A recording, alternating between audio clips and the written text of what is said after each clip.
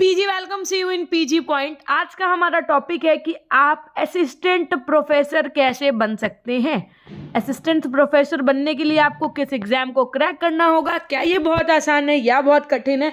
आइए हम आपके इस संदर्भ में सभी पूरी बातें करेंगे। अगर आपने बीएड कर रखा है, डीएलएड कर रखा है, आपने कुछ भी कर रखा है, सभी के लिए ये एग्जाम एलिजिबिलिटी के लिए होता है। तो आइए समझते हैं कि पहले नेट जेआरएफ क्या होता है। सबसे पहली बात तो मैं आपको बता दूं, असिस्टेंट प्रोफेसर बनने के लिए आपको एक एग्जाम देना होता है जिसे आप नेट जेआरएफ का एग्जाम कहते हैं या नेट का एग्जाम कहते हैं। इसको कंडक्ट कौन कराता है? तो ये आपका एनटीए आपकी एक नेशनल टेस्टिंग एजेंसी जो है, इनके द्वारा ये एग्जाम करवाया जाता है। नेट का फुल फॉर्म आपका होता है नेशनल एलिजिबिलिटी टेस्ट और जेआरएफ का फुल फॉर्म होता है जूनियर रिसर्च फेलोशिप। मैं आपको बता दूं कि पेपर एक ही होता है, लेकिन अगर आप उसमें ज़्यादा अंक ले आते हैं तो आप जेआरएफ कहलाए जाते हैं। अगर आपके कम अंक आते हैं और आप एलिजिबिलिटी क्राइटेरिया को पूरा करते हैं तो आप नेट क्वालिफाइड कहलाएंगे, ठीक है। लेकिन जो बच्चे जेआरएफ होते हैं उनको सरकार महीने का 36,000 कैसे देती है, इसके विषय में भी चर्चा कर रहे होंगे। सिर्फ आपको एक पेपर क्वालिफाई करना है ये, और आपके लिए ये बहुत बेनिफिशियल होने वाला है। साल में जैसे आपने सीटेट 2 बार आपको पता है होता है, कंडक्ट करवाया जाता है, वैसे ही आपका यूजीसी नेट का जो एग्जाम होता है वो एनटीए के द्वारा 2 बार कंडक्ट कराया जाता है। इसकी फीस आपकी जनरल वालों की 1100, ओबीसी की 550 और एससी एसटी ट्रांसजेंडर की 275 होती है। सबसे पहली बात तो हम आपको बता देना चाहेंगे कि यूजीसी द्वारा आपने मान्यता प्राप्त किसी भी संस्थान से पोस्ट ग्रेजुएशन में आप अगर परसुइंग है, यानी कि अगर आपने अभी हाल ही में एडमिशन लिया है, बस कि हाँ इस बार मैम मेरा फर्स्ट सेमेस्टर है या फर्स्ट ईयर है या अभी हमने बिल्कुल अप्लाई ही किया है, तब भी आप इस एग्ज़ाम को देने के लिए एलिजिबल हैं। आपके कम से कम 55% अंक से आप पास होने चाहिए, लेकिन 5% की छूट भी मिल जाती है SC ST OBC PWD transgender जैसे बच्चों को। ऐसे अभ्यर्थी जो अभी पोस्ट ग्रेजुएशन कर रहे हैं, जैसे बहुत लोगों को ये बात पता नहीं होती है, जैसे सीटेट में होता है ना कि आप परसुइंग है तो भी आप अप्लाई कर सकते हैं, है ना। सेम उसी तरीके से अगर आप अपना पोस्ट ग्रेजुएशन परसुइंग है या आपने पहले से पूरा कंप्लीट कर रखा है तो आप इस एग्जाम को देने के लिए एलिजिबल हैं। अभ्यर्थी की उम्र जो है वो 30 वर्ष से अधिक नहीं होनी चाहिए, और चाहिए तो अब आरक्षित वालों को 5 वर्ष भी छूट दे दी जाती है जेआरएफ के लिए। अच्छा, जेआरएफ का एग्जाम पैटर्न क्या होता है, यूजीसी नेट का एग्जाम पैटर्न क्या होता है, तो ये भी समझ लीजिए कि इस पेपर में क्या क्या आता है। जैसे आपके सीटेट में 2 पेपर होते हैं, सेम वैसे इसमें भी आपके 2 पेपर होते हैं। पेपर 1 में आपके 50 क्वेश्चंस होते हैं जो 100 मार्क्स के होते हैं, ठीक है। पेपर 1 में आपके 50 क्वेश्चंस होते हैं, 100 मार्क्स के होते हैं। साथ में पेपर 2 में आपके 100 क्वेश्चंस होते हैं, मतलब कुल मिलाकर आपके पूरे कितने होते हैं, 150 क्वेश्चंस होते हैं। क्या मैम निगेटिव मार्किंग होती है? बिल्कुल, इस बार अभी तक निगेटिव मार्किंग नहीं हुई है दिसंबर वाले एग्जाम तक। 2024 जून में आपका ये एग्जाम होना है, 10 से 21 जून तक इसके पेपर होने हैं, और इसमें निगेटिव मार्किंग इस बार भी प्रावधान यही है शायद कि नहीं होनी चाहिए, बाकी दिसंबर वाले में होने के चांसेस हैं, ठीक है। उसके बाद में पेपर 1 में आपका आता क्या क्या, पेपर 1 में आपका जनरल एप्टीट्यूड से रिलेटेड क्वेश्चंस होते हैं, और पेपर 2 जो आप सब्जेक्ट चुनेंगे, जैसे आप जिस सब्जेक्ट से आगे पीएचडी करना चाहेंगे या जिस विषय के आप असिस्टेंट प्रोफेसर बनना चाहेंगे, सीधी सी बात है, जो आपके पोस्ट ग्रेजुएशन का सब्जेक्ट होगा आप उसी को चूज करेंगे।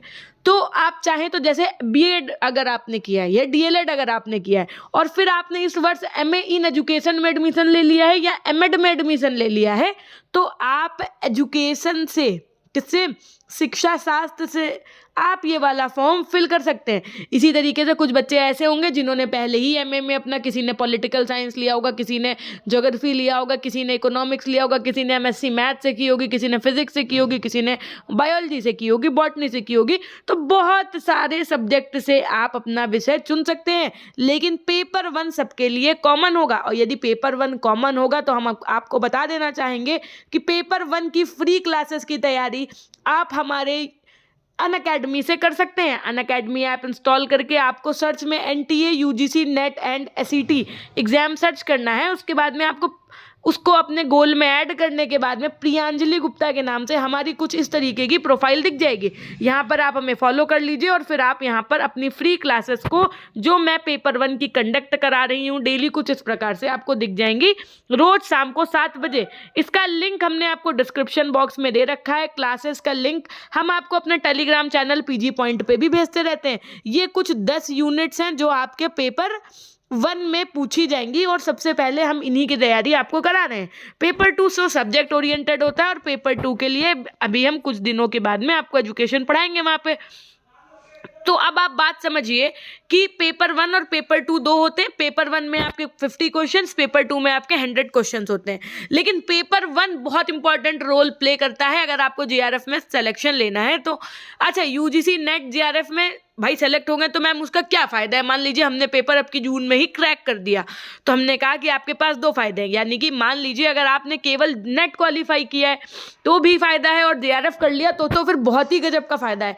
देखिए, यूजीसी नेट जेआरएफ की परीक्षा उत्तीर्ण करने के बाद अभ्यर्थी आसानी से आप पीएचडी में एनरोल हो सकते हैं, मतलब पीएचडी में एडमिशन लेकर के अपने पीएचडी को कर सकते हैं। ठीक, अगर अभ्यर्थी का जेआरएफ क्वालिफाई नहीं होता है, मान लो कि भाई यहाँ आपके बहुत अच्छे नंबर नहीं आए तो आपका जेआरएफ नहीं हुआ, लेकिन फिर आप नेट क्वालिफाई तो होते ही हैं, तो उसे किसी विश्वविद्यालय में, यानी कि जो आपकी यूनिवर्सिटीज़ होती हैं, जो आपके कॉलेजेस होते हैं, यहाँ पर आप असिस्टेंट प्रोफेसर के रूप में काम कर सकते हैं। अगर अभ्यर्थी का जेआरएफ चयन हो जाता है तो रिसर्च करने के लिए यूजीसी द्वारा उसे स्कॉलरशिप दी जाती है। अगर आप जेआरएफ हो जाते हैं तो आपको महीने के 36,000 रुपये से लगभग आपको स्कॉलरशिप मिलती है। अब सोचिए, एक महीने में आपको पढ़ाई करवा रही है सरकार और ऊपर से आपको 36,000 रुपये भी दे रही है रिसर्च करने के लिए। और आपको क्या चाहिए भैया? एक पेपर ही तो क्रैक करना है। यूजीसी नेट जेआरएफ क्लियर करने के बाद अगर अभ्यर्थी किसी टीचिंग जॉब के लिए अप्लाई करेंगे आप, तो आपको उसमें प्रायोरिटी दी जाएगी 100%। तो अब आपके ऊपर है कि अगर आप ये एग्ज़ाम क्रैक करना चाहते हैं और इसी जून में, क्योंकि जून का एग्ज़ाम बहुत इंपॉर्टेंट रोल प्ले करने वाला है, जस्ट बिकॉज दिसंबर में आपके बहुत सारे चेंजमेंट्स करेगा एनटीए, क्योंकि आपका क्या हो गया, नया शिक्षा आयोग बन चुका है, हर चीज़ में बदलाव हो रहा है, तो इसमें भी होना निश्चित है। तो ये जून वाला सुनहरा मौका आपको छोड़ना नहीं है। मार्च में इसके फॉर्म आएंगे। बस आपको अनअकैडमी पे हमारी प्रियांजलि गुप्ता की प्रोफाइल को आपको फॉलो करना है। अपने गोल में NTA, UGC net and SET exams को क्या करना है, ऐड करना है। साथ में जो हमारी क्लासेस हैं इनको आपको देखते रहना है, क्योंकि पेपर 1 कॉमन है, इसलिए अभी हम आपकी पेपर 1 की सभी क्लासेस करवा रहे हैं। यूनिट 1 आपकी चल रही है, शाम को 7 बजे बिल्कुल जुड़िए। जिसका जो टॉपर्स होते हैं हमारी क्लास के, टॉप 10 टॉपर्स का लीडर बोर्ड हम आपको शेयर करते हैं अपने टेलीग्राम चैनल पीजी पॉइंट पे। लिंक आपको हमारे description box, Telegram channel, community post, हर जगह पे मिल जाएगा। Thank you so much. मिलते हैं हम आपसे नेक्स्ट वीडियो के माध्यम से। तब तक के लिए अपना ध्यान रखिएगा। धन्यवाद।